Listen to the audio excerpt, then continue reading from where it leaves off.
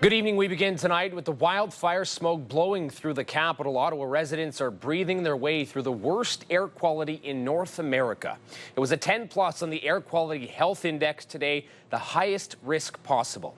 The smoke is making its way from Quebec as wildfires continue to rage out of control in that province. Here's a look at how the smoke is moving in the region. The darker the color, the smokier the air. This map is showing the timeline from today and into the next 48 hours. You can see these conditions are expected to last until at least Thursday. Environment Canada says poor air quality may persist through most of this week. CTV's Sean Varden joins us live now with more on this tonight. Sean. Jeremy, the thick smoke is making doing anything outdoors more difficult. Experts say those with medical conditions can be in real danger from some of the worst air quality the capital has ever seen. A thick orange haze blanketed the capital Tuesday morning. I honestly got a headache from like 10 minutes of being outside. Smoke from wildfires raging in northern Ontario and Quebec, pushed south by strong winds. Midday because the quality in the building wasn't great, so I'm walking home to do meetings from home this afternoon. A special air quality statement is in effect for Ottawa and a smog advisory for Gatineau. At times, the air in the capital was the worst in North America. An air quality index of over 10. Experts say that can put people's health at high risk. So these particles can travel really deep into the lungs, so they can cause irritation and inflammation within the lining of the lungs and the tiny air sacs of the lungs. And they can actually get through the lungs into the bloodstream. These sorts of levels can trigger asthma attacks. Admissions to emergencies up over the past 24 hours. The smoky haze forcing many to avoid the outdoors. Like the Ottawa Redblacks, moving their practice into the Aberdeen Pavilion. Lucky enough to have a building like this right next to the stadium, but we just couldn't practice outside. The air quality is not at a level that we think is safe for our players, so we move inside.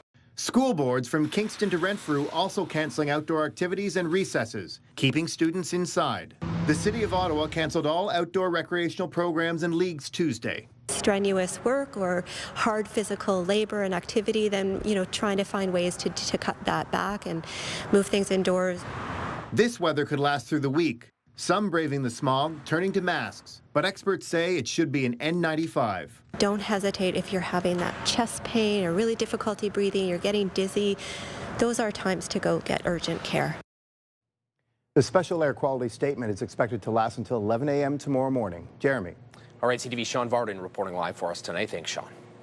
And the hazy skies spreading beyond our city tonight. Kingston also having a problem with the air today. The sky was filled with a yellow haze. This is Amherst Island, where you usually would be able to see wind turbines. The smoke completely covering them today. The city is under a high-risk air quality statement.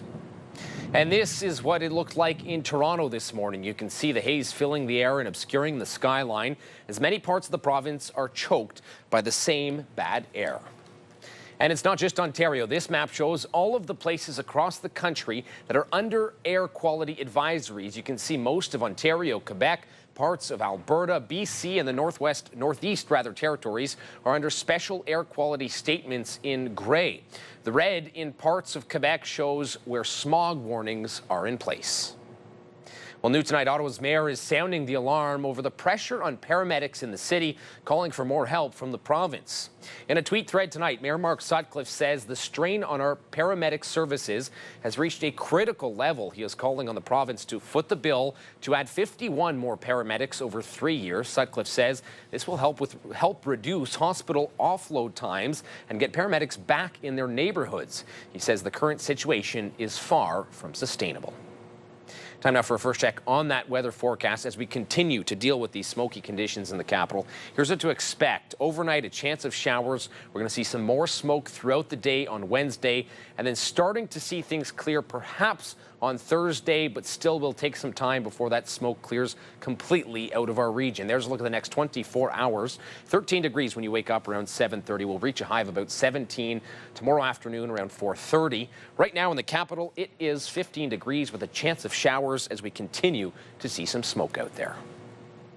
Now to the latest on the wildfire situation west of Ottawa. An evacuation order remains in place for several areas around Centennial Lake in Greater Madawaska Township as crews continue to battle a forest fire.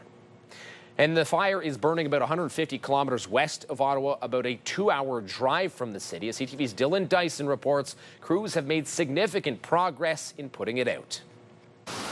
Larry Sashin was forced to evacuate his home on Black Mountain Road Sunday as a wildfire spread along Centennial Lake. When it is your home, there's that little bit more, you know what I mean?